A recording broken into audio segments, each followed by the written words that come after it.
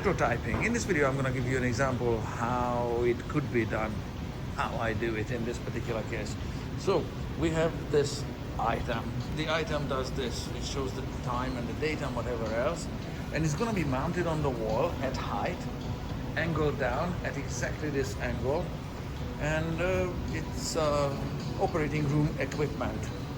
The problem with this is, according to some people, that this surface, once it's mounted at height, it's impossible to clean. They want to clean it. So I'm thinking about surrounding it with Lexan that can be bent to some shape. For this shape, I made this cardboard cutout in all its beautifulness, masking tape together into a shape that I think could be used. So there's the top, so that it can be easily cleaned and wiped. It could be this wide, or it could be narrower or wider. It would be tapering on the sides. It would have a narrower bottom. This piece here would be narrower bottom, something like that. However narrow, I don't know yet. But this would be the other trapezoid side. So this would be the concept fit surrounding the whole thing, including the mounting clip. Then this is where the wire is routed. That's important that everything be plugged in and assembled as close to as possible to realistic finished installation. See if people like this shape, and if they approve it, I can maybe make it out of Lexan. Here are some Lexan sheets. Some are thinner, some are thicker, whatever. Thin one, it doesn't need to be heavy. Thin is fine. It's gonna be short enough, so yes, it's this flexible, but it's not gonna be flexing a lot once it's bent into a shape. So I taped this enclosure together, ugly as it is, and I added some tabs here for mounting. This could be mounted from the outside, but I think I'm gonna go from the inside. I guess these mounting tabs could be on the inside. And okay, so let's see the installation sequence. So before the clock gets installed, the brackets need to be on the wall.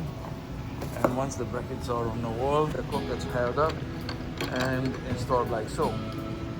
So there has to be some hole in the side here for this installation.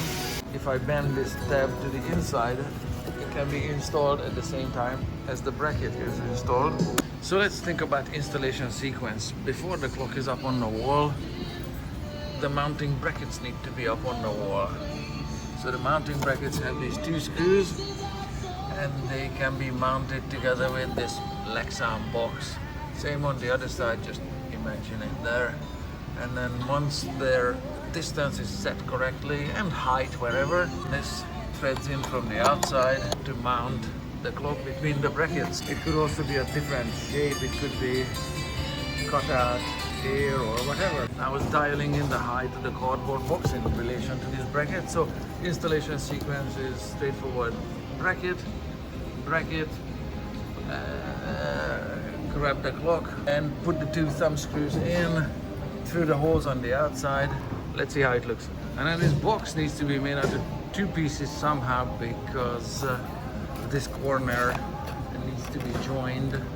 Obviously the cardboard box is this much too long, but just ignore that part. So it's looking good. The position of this hole does not change because the bracket stays put. It doesn't matter which way you tilt the clock. So this stays here. Yeah, okay. Let's see if we can make it out of two pieces. You know, this bottom piece doesn't actually need to be there because dust settles from the top and maybe from the side. So if it's only three-sided, it's gonna be fine. It doesn't need to be cleaned from the underside, I imagine. Okay, somebody suggested that this dot matrix display is ugly and they're not gonna like it, whatever. They said that, yeah, it doesn't need a bottom.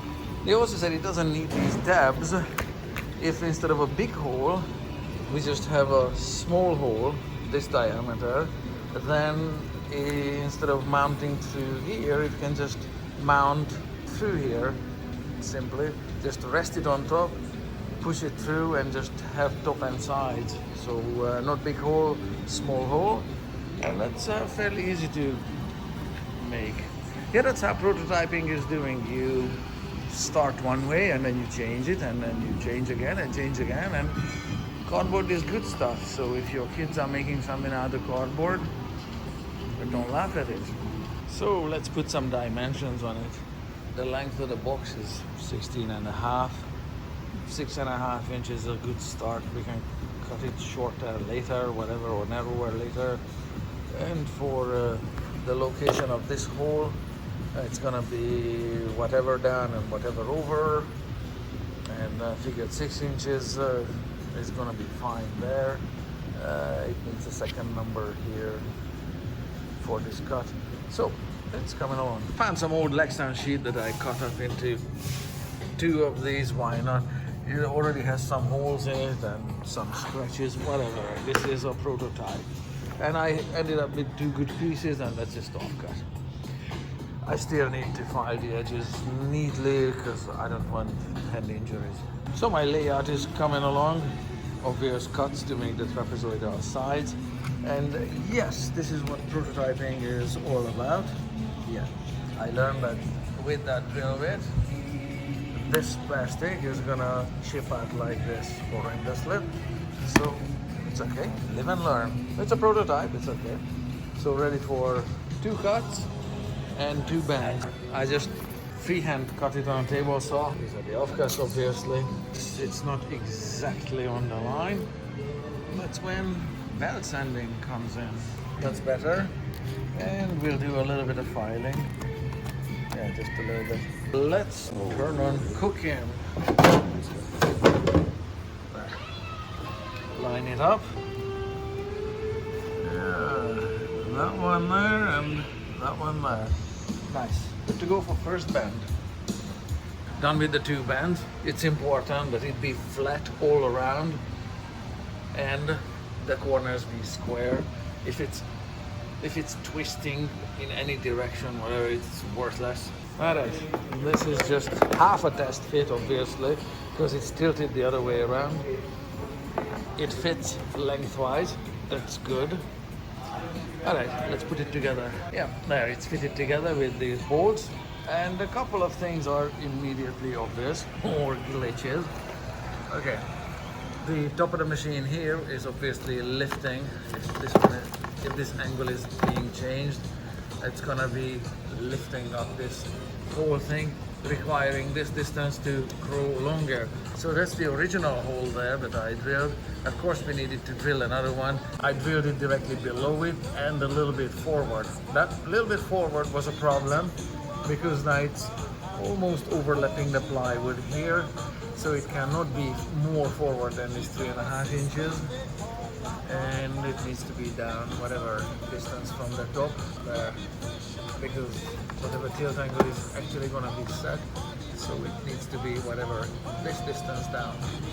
On the other side, the same situation works, of course, but this overlaps the plywood this much because the second hole is too much forward in that direction. Prototypes, I picked the one with the hole in it already. The second acrylic sheet here, it's not Lexan, that's why it's chipping. I can make it with 1 set of neat holes in it that actually will fit a little better than this. Looks like it meets the purpose. You can clean it on the outside, you can clean it up top. It's gonna be tight against the wall here and here if this plywood were taller. 3 sides, nothing on the bottom. So I just make another nice version of this. Alright, so obviously we can't move this hole that was eyeballed in there a little bit back. It's okay, we'll make another one. One with no chipped holes, ideally. We're drilling this one sensibly, sandwiched together like so. So the drill bit is not lifting up the sheet and doesn't chip it. It's working so far so good. Yeah, looks like it worked. No crunchy. Oh yeah, nice clean edges. So let's test fit it sideways. That's the wall, and that lines up there with a little bit of clearance from the wall. Nice, nice, nice.